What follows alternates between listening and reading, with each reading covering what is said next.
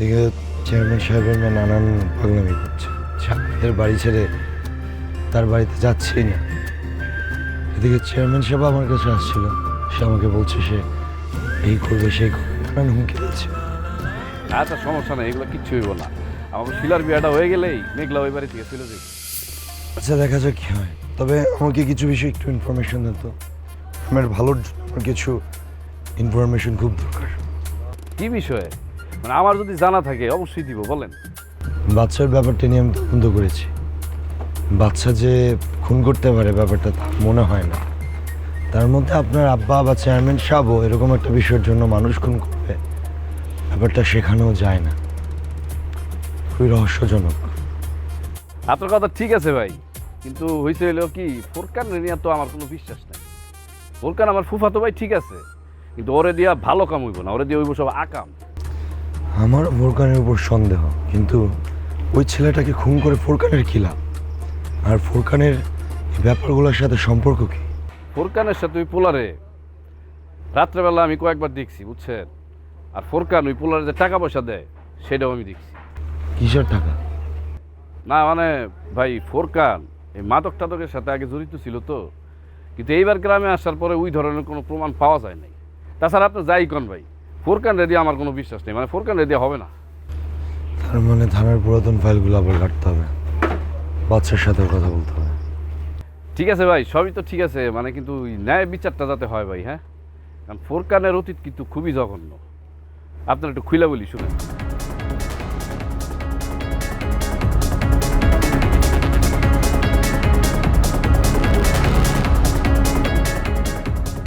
আর তো বেশি সময় নাই, 2 দিন পরেই তো তুই মইরা যাবি। দাফন কাফনের সব কিছু রেডি করতে হইব না?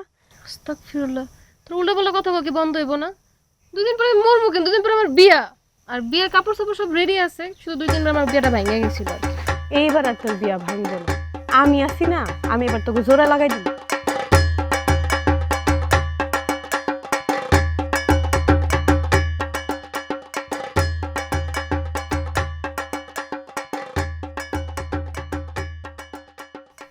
আমার বিয়া এমনি হইব এবার। আর তুই যদি থাকস কোনো না কোনো প্যাচ তুই লাগাবি, আমার বিয়া আবার ভেঙে যাবে। কোনোভাবে এবার জোড়া লাগবো না, দরকার হইলে আমি তো করে একবার সেফটি পিন দিয়ে সেলাই করে জোড়া লাগাই দিব। মানে দিন দিন তো মাথা থেকে সব যেতেছে।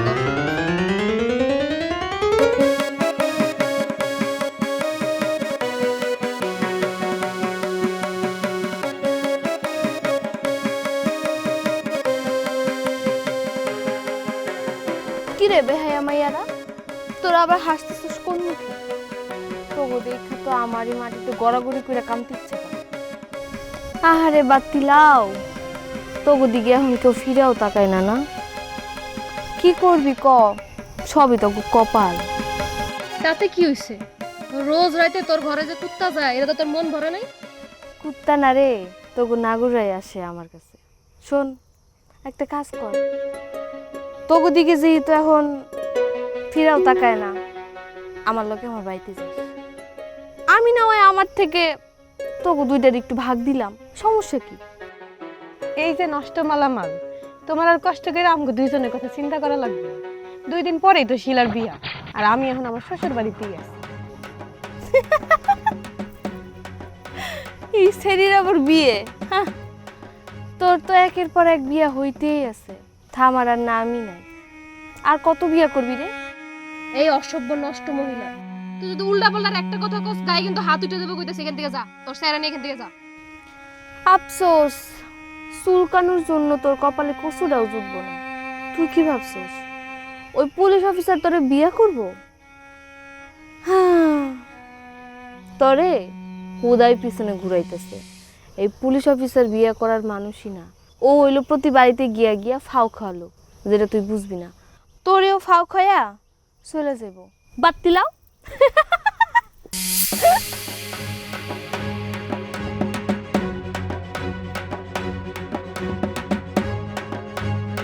কাজটাজ পরে কিছু দেখতেছি মামা। না রে, এখন থেকে রাজনীতি রাজনীতির মতোই করতে হইব। এরকম আজ এরা কাজ করা যাইব না। শিলাডার বিয়া দিয়া বাদশার নামে মামলা করব। আর তখনই রাজনীতির খাতায় বিসমিল্লাহ করবে। আলহামদুলিল্লাহ, এটা একটা ভালো সিদ্ধান্ত নিছেন। আর তাছাড়া শিলার বিয়ের ব্যাপারে এত প্যারা লওয়াটা আপনার উচিত হয় নাই। পোলার মায়ে মামির লোকে যে পরিমাণ অপমান করছে, মুখের উপরে বিয়া বাইঙ্গা দিছে। এই শিলা, আর আপনি পাগল হয়ে গেছেন কেন শিলার বিয়া দুনের লেগে? মায়ার বাপ হওয়া কি জিনিস বাপ না হইলে বুঝবে। তাছাড়া রাকিব আর রাকিবের মা আইসা হাতে পায়ে ধীরা অনুরোধ করছে, বিয়াটা মনে হয় ওর কপালই আছে। এটা কেমনে কইন আপনি? নিঃশ্বাসেরই তো নাই বিশ্বাস।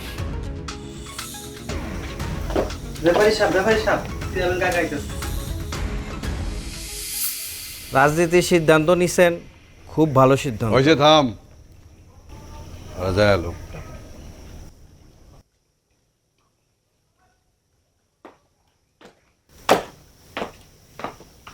মাছ ধরে না? কি মাছ ধরা পড়ছে? হ্যাঁ, কি ব্যাপারী সাহেব, আমাদের আসতে দেখে অবাক হইছেন নাকি ভয় পাইছে, কোনটা? আপনার দিকে ভয় পাওয়ানের এনে কি আছে, অবাক হনের কি আছে? লগে তো লয়ে আইছেন দাগে আসামি, খুনি। আপনি শরম করে না? খুনি আর দাগি আসামি যদি হই, তাহলে চেয়ারম্যান সাহেব যে খাসা থেকে বাঘ বাই করে লইছে, এই ক্ষমতা দেখে ডরাবি না? আরে রাখ বেড়া, তুই তোর বাঘ। তুই তো এলে বেড়া রাস্তার কুত্তা। হাত ডিল লোবে লোবে 7 পিছে পিছে তো জেলেতে ঘুরে আইলি। এখনো তোর হুশ হয় নাই? হয়েছে, হুশ হয়েছে, এইটুকু হুশ হয়েছে যে সবার লগে মানবতা দেখায় লাভ নাই। মানুষের লগে মানুষের মতো ব্যবহার, আর কুত্তার লগে কুত্তার মতো ব্যবহার করতে হয়। কথা কিন্তু সাবধানে কইবি, লাগাম দিয়ে কথা কইবি। জামিনের তে বাইরেছস, ঘরে না ঢুকে একদম ডাইরেক্ট গোরস্থানে কিন্তু পাঠাই দিব। আরে বেটা, আমি তো তাও জামিনে বাইরেছি, তোর করলাম জামিন নাই দোস্ত, আজকে বইরা দিব। চেয়ারম্যান, তোর মাইয়া কিন্তু এখন আমার বাড়িতে। এরকম নাক টিপলে দুধ বাইরেব পোলা পাইনের কথায় হম্বি তম্বি করে বান্দরের মতন ফাল পারিস না রে ব্যাককেল।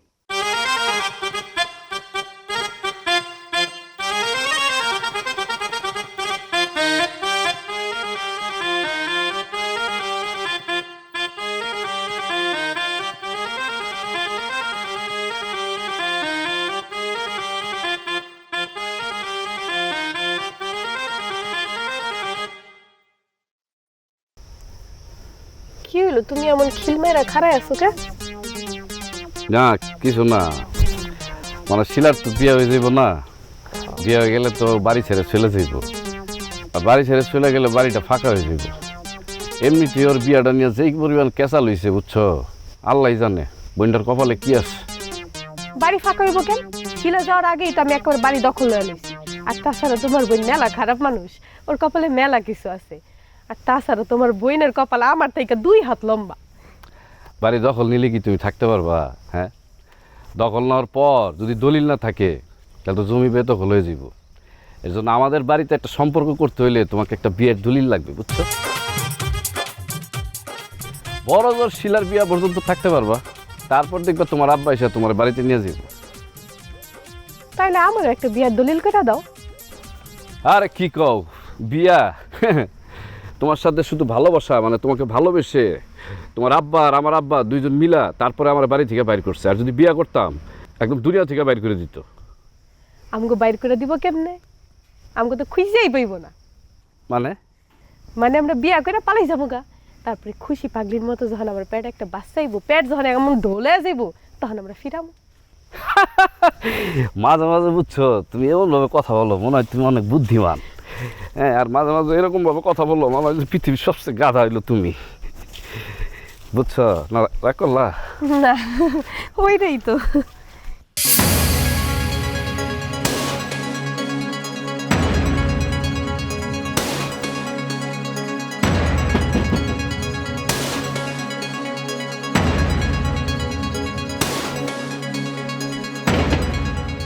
আরে ধের তারে কি শান্তি মতো কি ঘুম।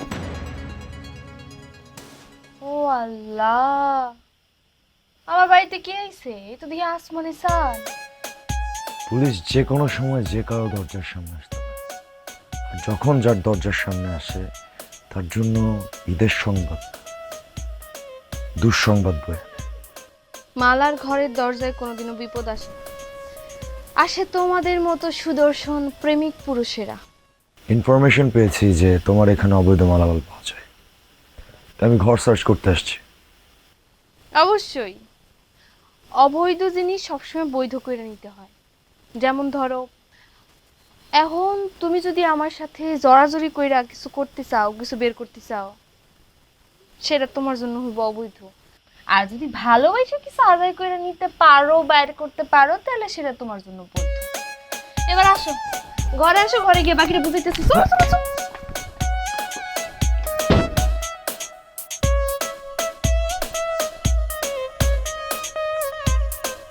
মেঘলা এনে বয়ে বয়ে করো কি? আমি বাতাস খাইতেছি না আপা ভাই। আরে কি কয়,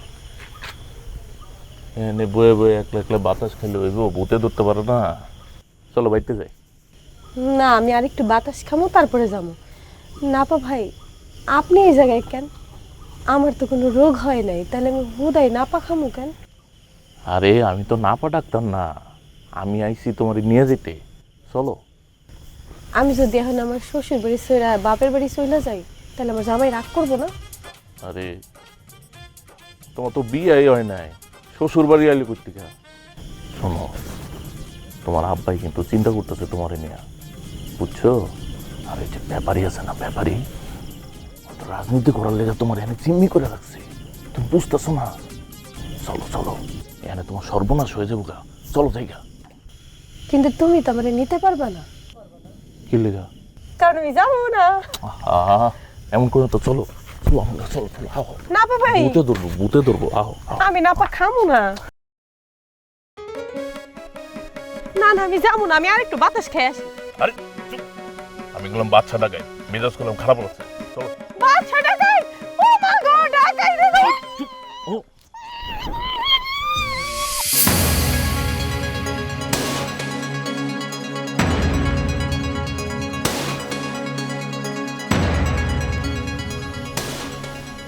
মানিক, রাস্তা থেকে সরে যাও। ঘরের মায়া ঘরে নিয়ে যেতেছি, তোমার লোকে হুদাই কাজল করতে চাই না। রাত্রের অন্ধকারে আমার বাড়িতে আইসা তুই আমার আমানত নিয়ে যাবি? কি এর আমানত? হ্যাঁ, ওই তোমার ঘরের বউ না, ওরে তোমরা জোর করে জিম্মি করে রাখতে পারো না, এটা বেআইনি। ওরে আমরা জিম্মি করে রাখছি, তোর এটা কে কইছে? হ্যাঁ, ওরে জিজ্ঞাসা করতো। ওর নিজের ইচ্ছা এই বাড়িতে আইছে। আর বিয়া করি নাই তো কি হয়েছে? ও আমার মনের মানুষ, ওর আমি ভালোবাসি। হ্যাঁ হ্যাঁ, ওইটাই। আর শোন, আমি যদি বেআইনি কিছু করেই থাকি, তাহলে মেঘলার বাপেরে কবি পুলিশ নিয়ে আইসা সসম্মানে মেঘলার এই বাড়ি থেকে নিয়ে যাইতে। যদি বেআইনি হয়ে থাকে, আর তুই তো একটা ডাকাত, একটা আসামি হয়ে তুই আমার আমানত জোর করে নিয়ে যাবি, সেটা তো হইতে পারে না। আমি জোর করে লিয়ে যাবো, দেখি তুমি কি করতে পারো। আচ্ছা, তুই আসলে আমার অতীত ভুলে গেছে। আমি যদি আগের মানিক হইতাম, তোর কল্লাটা তোর শরীর থেকে এতক্ষণ আলাদা করে ফেলাইতাম। ওর হাত স্যার।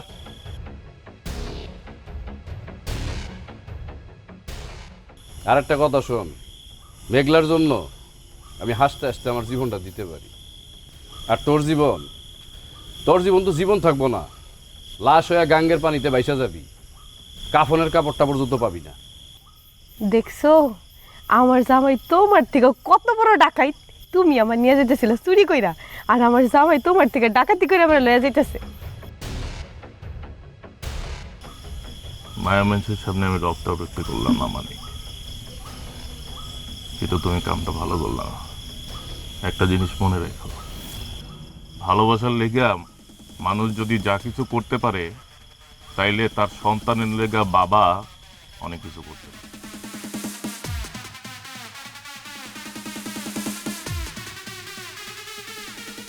দেখছো, তুমি ভিলেনের মতো আইস, আর হিরো আমারে নিতে পারে নাই।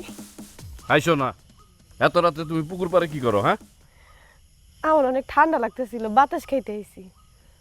হয়েছে, ঠিক আছে, আমার না বইলা রেখা কোথাও যাইবা না, ঠিক আছে? চলো বাড়িতে চলো। কই যামু এখন? আমি যামু না, আমি আর একটু বাতাস খামু। আর একটু বাতাস খাইবা? ঠিক আছে চলো। তুমি আমার না কই আর কোনোদিন বাড়ি থেকে বাইরে হবে না, ঠিক আছে? আইস।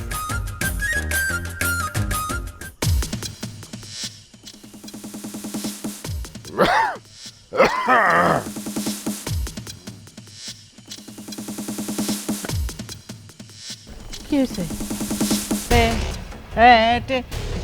গ্যাস জমছে। হ্যাঁ হ্যাঁ, পেটে গ্যাস জমছে, গ্যাস। সেই গ্যাস থেকে গ্যাস সিলিন্ডার হয়ে গেছে।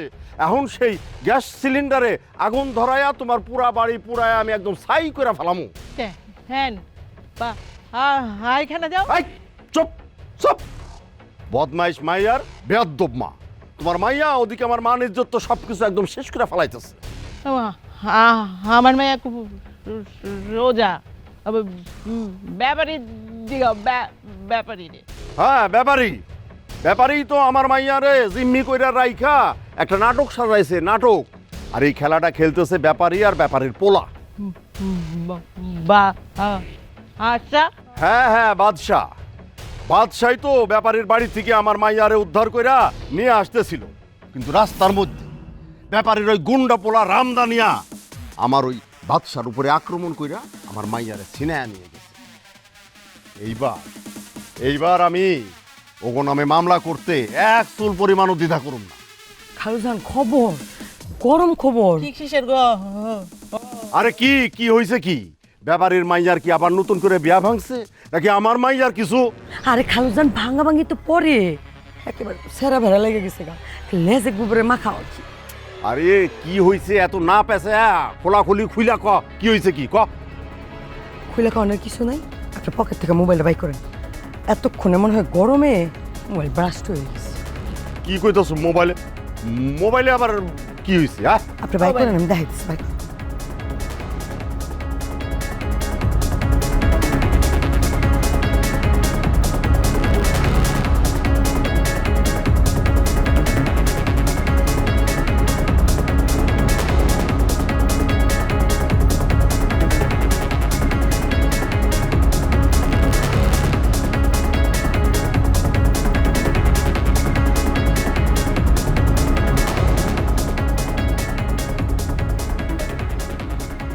আল্লাহ গো, ও আল্লাহ, কত বড় সর্বনাশ হইতে লইছিল।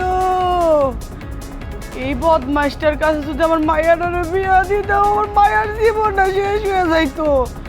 আল্লাহ কতবার বিয়াটা ভাঙ্গা দিছে, আমরা কেউ আল্লাহর ইশারা একটু বুঝলাম না। আল্লাহ তো যা করে ভালোর লেগাই করে। আল্লাহ গো, কত বড় সর্বনাশ হইতো। এই মামি, আমি আগে আপনারে কইছিলাম না? হ্যাঁ, এই যে পুলিশ দেখে যে মাইয়াটারে বিয়ে দিলেন, জানেন না শুনেন না, এরকম একটা বদমাইশ পুলিশের কাছে তুলে দিলেন, এখন কিরম হইলো? উল্টাপাল্টা জায়গায় মুখ দেয়। হবাজান, তুমি ঠিকই কইছো, তোমার কথাটা হইন অনেক বড় ভুল করছি। তুমি যতই শয়তান হও না কেন, আপনার মাইশের লিগা তো তুমি ভালোই। কই আমি তো এনে খারাপের কিছু দেখলাম না। একজন মানুষের ঘরে তো যাইতেই পারে। কই আপনাকে বলে রহমত বয়াতি প্রত্যেক রাতেই তো আমগো ঘরে যায়। কই আমরা তো কিছু কই নাই। দেখছেন, এই মাইয়া তো মাথা খারাপ মাইয়া। এই মাইয়া, তুমি বুঝবা মালা যে কি মাল, আর ওর ঘরে রাইতের বেলা মানুষ যায় কি করে, এটা তো গ্রামে সবাই জানে, তুমি বুঝবা না। কি করে? এক লগে বয়ে চুরি করে? মেঘলা, তুমি চুপ থাকো মা, তুমি সহজ সরল মানুষ, এত পেঁয়াজ গোছ তুমি বুঝবা না। হই দেই। মামা, আপনি আমার একটু হুকুম দেন, আমি দেখবার চাই এই পুলিশ বদমাইশটা কলজা কত বড়, ওর কলজাটা একবার হাতে নিয়ে দেখবার চাই, জিন্দা মাটিত পুচালাম। আপনি একবার আমার হুকুম দেন, আপনার ইজ্জত লয়ে খেলে কত বড় কলিজা ওর। সাপড়ে যতই বুকের ভিতরে জড়ায় শুয়ে থাকি না কেন, একটা জিনিস খেয়াল রাখতে হবে, সাপে বিশ্বাস করলেও সাপের বিষে বিশ্বাস করা যায়। আরে মিয়া, তুমি তো আমার দারুণ উপকার করছো। হ্যাঁ, তোমার এই ভয় পাওয়াতে আমার মাথায় একটা দারুণ বুদ্ধি বাড়িছে। ফুলের মতো পবিত্র মাইয়া, সে মাইয়ার লগে যারা নষ্টামি করছে, কষ্ট তো পাইব তারা। যারা নষ্ট করে তারা আবার কষ্টও পায়। মানুষ অনুযায়ী অনেক বড় কথা কয়ে ফেলেছিস, নষ্ট মহিলা। তোর পাড়ায় কে যায় না যায় এটা জানা আগ্রহ আমাগর নাই। তবে আমারে পেছায় যদি বেশি নোংরামি করার চেষ্টা করছ না, একবারে দাফন করে ফেলাম। ওমাগো, এটা কি নিয়ে আসছো? তোরে পাইছি। আরে কপ লেগে যাবো।